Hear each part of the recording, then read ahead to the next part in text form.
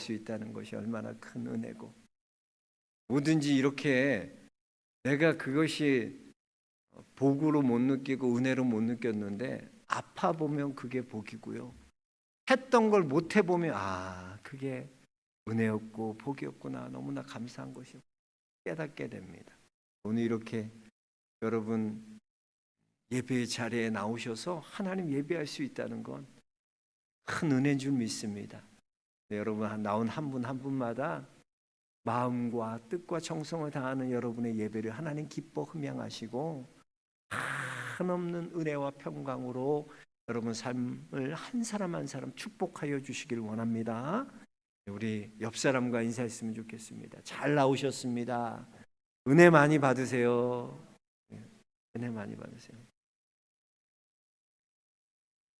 이 요한 1서는요, 이 초대교회 1세대들이 다 순교하고 이제 90세가 넘은 사도 요한이 영적 아버지의 마음을 가지고 다음 세대를 향한 하나님의 첫사랑의 회복과 믿음이 굳건하게 지켜나갈 것을 권면하는 그런 말씀입니다.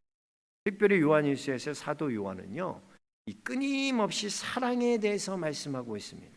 그리고 그 사랑의 기원이 어디에서부터 시작되는지, 또 그 사랑이 어떻게 흘러가야 할 것인지에 대해 말씀하고 있습니다. 오늘 사도 요한이 우리에게 말씀하시는 사랑은요, 구체적인 것이고 실질적인 그런 사랑을 말하고 있는데요, 오늘 말씀을 통해서 하나님의 사랑을 우리 삶 가운데 어떻게 우리가 실천하며 또 구체적으로 실현하며 살아갈 수 있을까를 함께 생각해 보면서 하나님의 은혜를 함께 나누고자 합니다. 먼저 우리는 하나님의 본질이 무엇인지를 알아야 돼요. 하나님은 무엇이나, 하나님을 딱 한마디로 표현한다면 하나님은 사랑이십니다. 이것이 하나님의 본질이에요. 사랑의 원천이 바로 하나님께 있다는 거예요. 오늘 7절 말씀에도 사랑은 하나님께 속한 것이다 라고 분명히 말씀하고 있습니다. 그렇습니다, 여러분. 우리는 본래 사랑할 수 없는 자들이에요. 우린 사랑할 수 있는 능력이 없는 자들이에요. 내 스스로에게는 사랑할 수 있는 능력이 없어요. 우리가 다른 사람을 사랑하기 위해서는 반드시 하나님의 사랑을 받아야만 우리가 다른 사람을 사랑할 수 있게 되는 것입니다. 이 놀라운 사랑을 경험한 자만이 그 사랑의 능력으로 다른 사람을 사랑할 수 있게 되는 것입니다.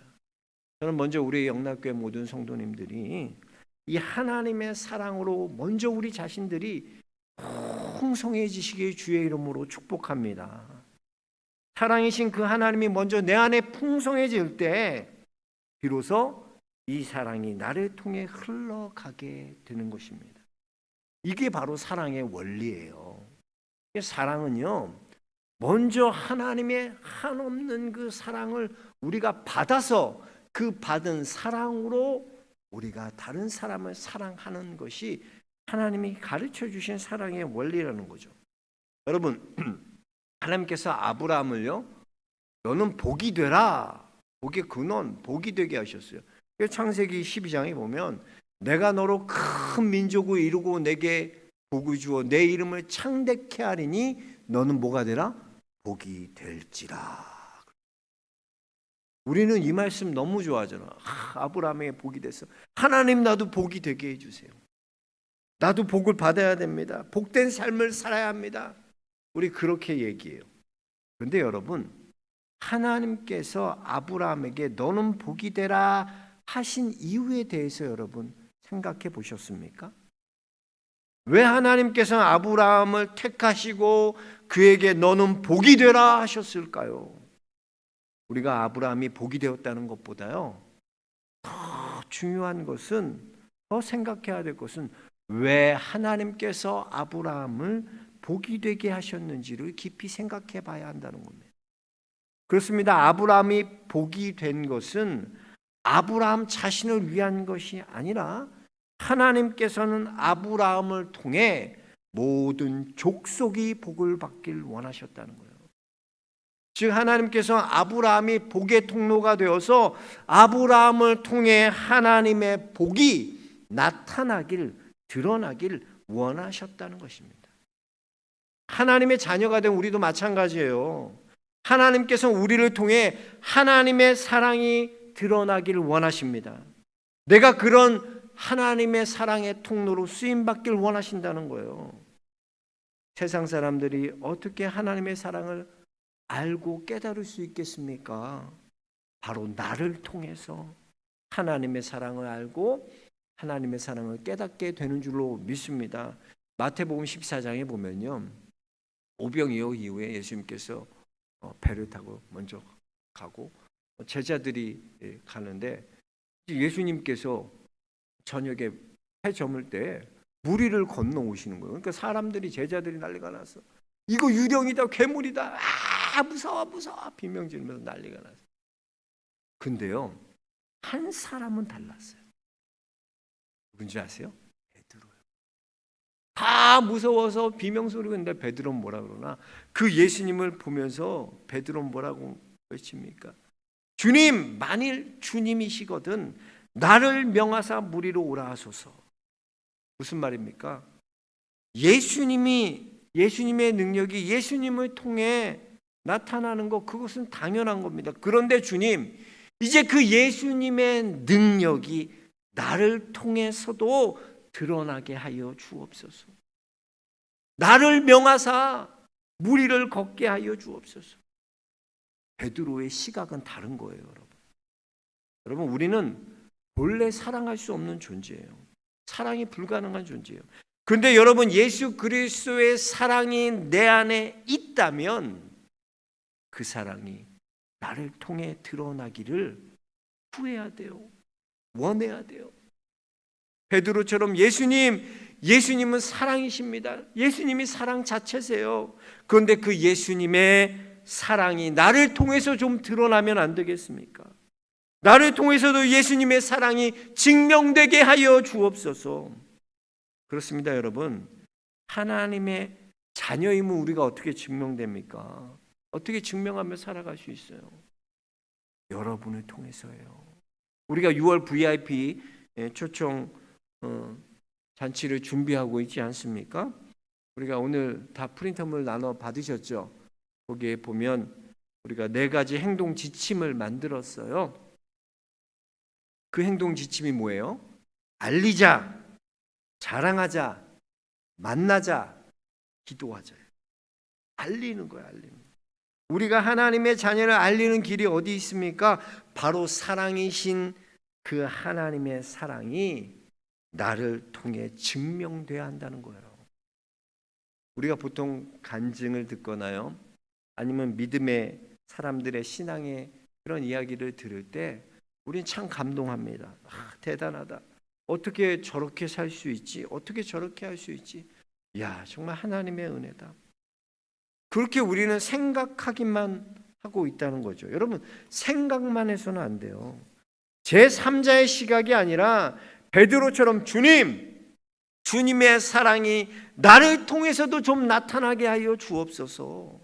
사랑이신 그 하나님이 나를 통해서도 좀 증명되게 하여 주옵소서.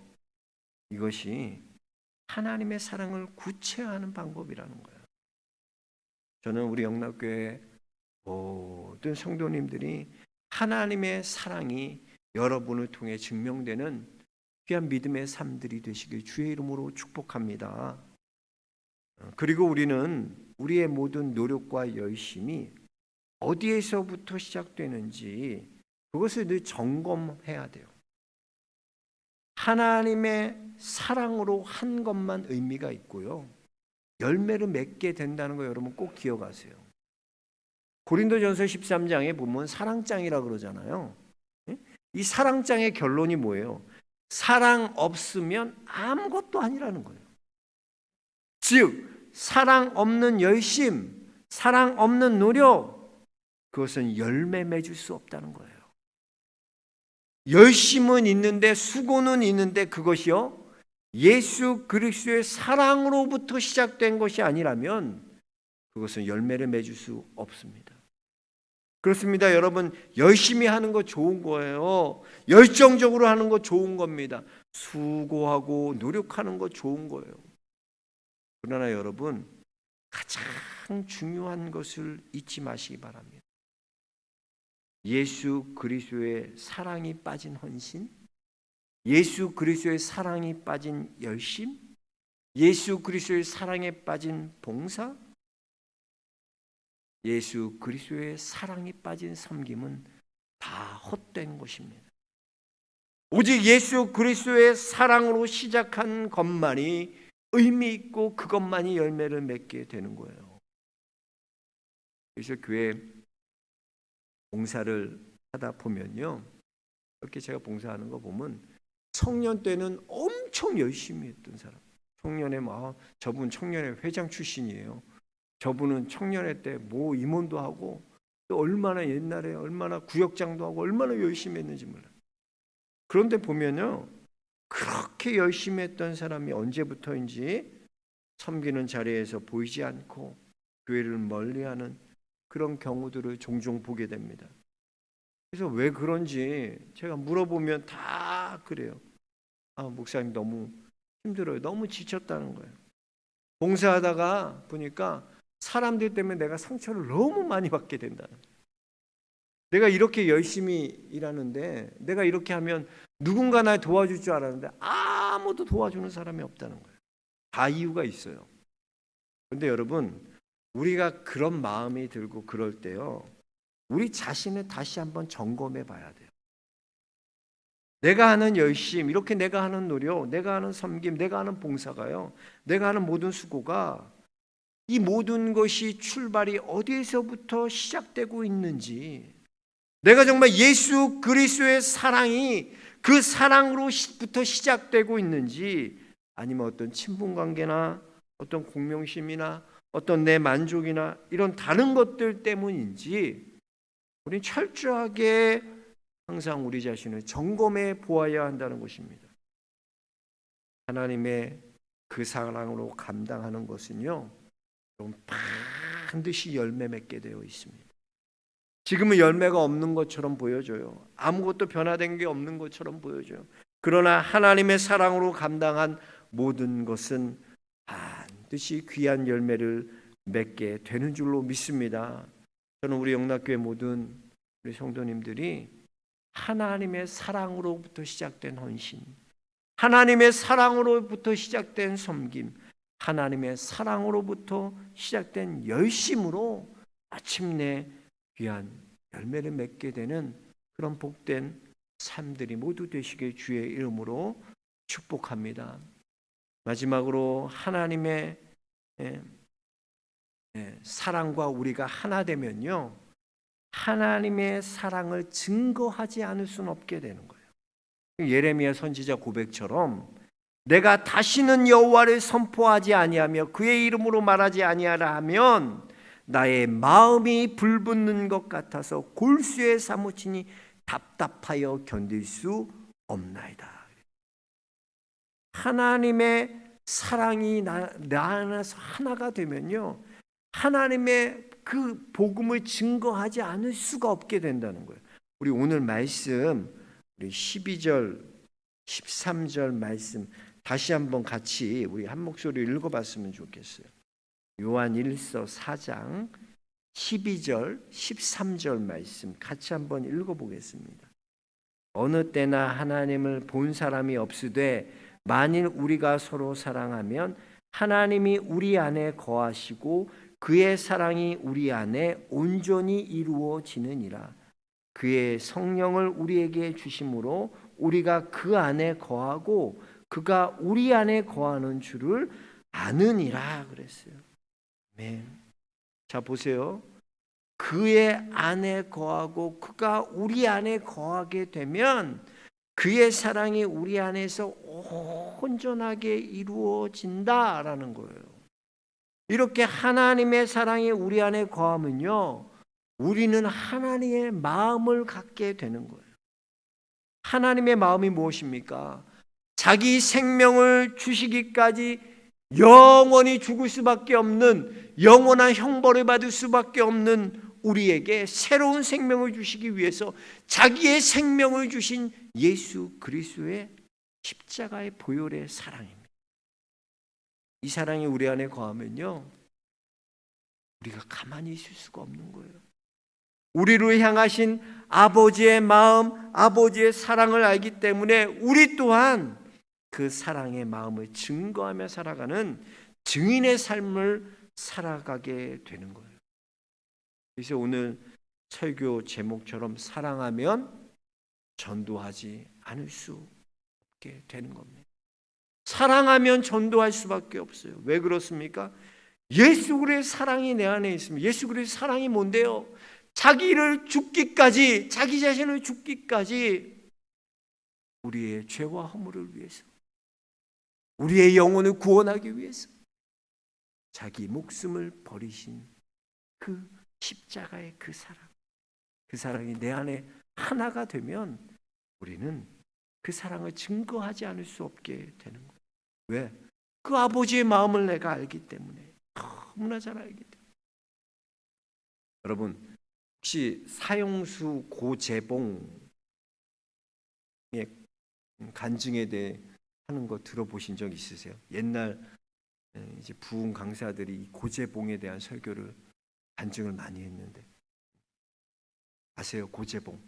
이 고재봉은 그러니까 1963년도에 그 군대에서 일가족 도끼 살인 사건이 일어났어요. 6명을 도끼로 죽인 아주 흉악한 범죄예요.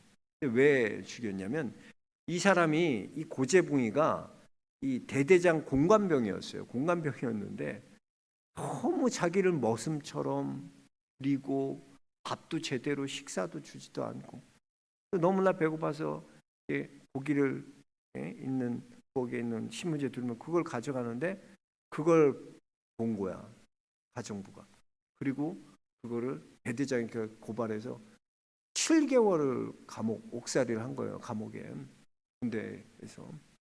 그러니까 이 고재봉이가 마음속에는 분노가 가득 차 있어요. 내가 나가면 다 죽여버릴 거야. 그런 분노가 가득 차. 이 사람이 출소하자마자 어디로 갔나? 바로 대대장 공관으로 갔어요. 그래서 거기서 6명을 다 죽여요. 그런데 더 말도 안 되는 게 뭐냐면 그 죽인 사람은 그 대대장이 아니었어요. 가족이. 대대장 가족은 이미 전출 갔어. 그러니까 새로운 사람이 신임 대대장인데 그 가족 6명을 알지도 확인도 안 하고 그냥 죽여버린 거죠. 얼마나 끔찍한 죄를 저질렀습니까? 이 사람이 그런 죄를 지고 군 감옥에 들어가게 된 거예요. 그러니 사람들이 얼마나 무서워하겠어요. 이 사람 두려울 겸 사형수인데, 빨간 명찰단 사형수인데 언제 죽을지 모르는 사람인데 얼마나 두려워하겠어요. 사람들 누구 하나 이 사람에게 말 거는 사람이 없어요. 누구 하나 이 사람에게 다가서는 사람이 없었어요. 근데 그런 가운데 안국선 목사님이란 분이 그 소식을, 그 뉴스를 보고, 사건을 보고 그 하나님께서 그런 거죠. 야, 어떻게 저런 놈이 있냐, 다 욕하고 그럴 텐데 마음 가운데 하나님 저 사람도 불쌍히 여겨주세요. 그 국률한 마음이 들더래요. 그때부터 그 사람을 위해 매일 기도해요. 얼굴도 보지 않고, 안국선 목사님 집사님이었죠 그 당시에. 그분이, 안국선 목사님이 그 고재봉을 위해서 기도하기 시작했어요. 기도하고 그렇게 기도하다가 이제 면회를 간 거예요. 용기를 내서 하나님이 성령에 감동하셔서죠. 면회를 가서 성경책과 복음을 전했어요. 요한복음 3장 16. 하나님이 세상을 이처럼 사랑하사 독생자를 주셨으니 이는 저를 믿는 자마다 죽지 않고 영원히 살게 하신다. 영생을 주신다. 이 복음을 전하고 성경책을 내줬는데 이 사람이 감옥에서 뭐 할 일 없으니까 성경을 읽기 시작하다가 성경을 5번 읽었을 때쯤 입이 혀가 돌아가다. 성령을 받은 거예요. 하나님의 말씀을 읽는 중, 그럴 수 있어요, 여러분. 하나님의 말씀을 읽는 성령을 받고 그때부터 성경, 새벽에는 새벽에 일어나자마자 찬송하고 기도하고 새벽 기도 시작한 거예요. 그리고 하루 종일 하는 게 뭐냐? 말씀이 있는 거예요. 이 사람이 성경 백독을 했다는 거예요. 성경 백독. 그러면서 어떤 역사가 일어나냐면 그 감방에 그 자기 있었던 30명들을 이 사람이 하나하나 다 전도. 그래서요, 그 중에 수감자들이 2,000명 중에 1,800명을 전도했어. 너무나 대단하지 않아요? 매일매일 예배하고 기도하고 찬송하고 전하면서 하나님이 나 같은 자도 용서하시고 나 같은 자도 하나님의 백성 삼아 주셨는데 왜 하나님이 당신은 사랑하지 않겠습니까? 한 사람 한 사람 그 사람을 손을 붙들며 간절히 눈물로 기도해 주고, 그럴 때 놀라운 감옥의 변화가 일어나요. 그리고 이분이요, 그렇게 돼서 1,800명이 예수를 믿게 되고 교도소가 완전 감옥이 놀랍게 변화돼요. 이분이 마지막 사형이 집행될 때 이런 이야기를 하셨다는 거예요. 마지막 남기고 싶은 말이 있으면 남기시오 그랬더니, 참 내가 하고 싶은 말 난 한 가지 있는데, 참 한스러운 게, 참 아쉬운 게, 한스러운 게 하나 있는데, 내 주변에는 예수 믿는 사람이 그렇게 많았는데 누구 하나 나에게 예수 믿으라고 하는 사람이 한 명도 없었다. 심지어 우리 마을에는 교회도 있고 그곳에는 목사님도 있고 전도사님도 있었고 권사님도 있었고 장로님도 있었고 그렇게 많은 사람이 있었는데 나에게 예수 믿으세요 라고 전도하는 사람이 하나도 없었다. 내가 조금만 더 빨리 이 예수님을 알았다면 내가 이렇게 되지 않았을 텐데. 그러면서 성경책을 달라 그러더래요. 이게 뭐 죽을 때 이렇게 넣어달라, 관에다 넣어달라 그러는 줄 알았더니 그 성경책을 가져가더니 어떤 한 죄수에게 주는 거예요. 근데 그 죄수는 끝까지 예수 믿지 않는 죄수였어요. 근데 그 죄수에게 성경책을 주면서 여기에 나는 이제 천국 간다. 여기에 천국 가는 길이 있다. 너도 예수 믿게 되길 원한다. 끝까지 복음을 전하고 있어요. 그러면서 이제 총살당하기 위해 숲으로 이렇게 탁 산으로 데려가는데 얼굴에 그걸 씌우잖아요. 검은 그걸 천을 씌우고 죽는데 시절에 마지막으로 찬송가 부를 수 있게 해달라. 내가 찬송가 부르면서 웃으면서 죽을 수 있게 해달라. 그때 나를 쏴달라고. 그때 불렀던 찬송이 279장이었어요. 인애하신 구세주여 내가 비오니 죄인 오라 하실 때 날 부르소서. 주여 주여 내가 비오니 죄인 오라 하실 때 날 부르소서.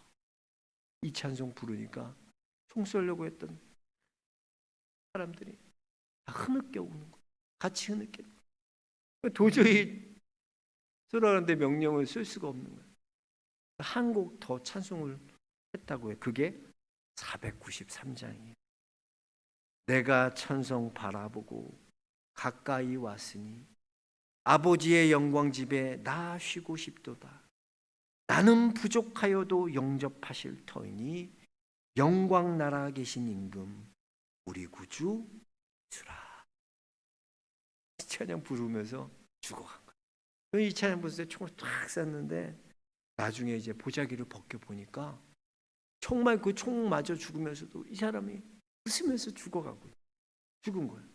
그래서 거기에 있던 검사나 뭐 집행관이나 검시관들이나 어떻게 이렇게 죽는 순간까지도 웃으면서 죽을 수 있는가?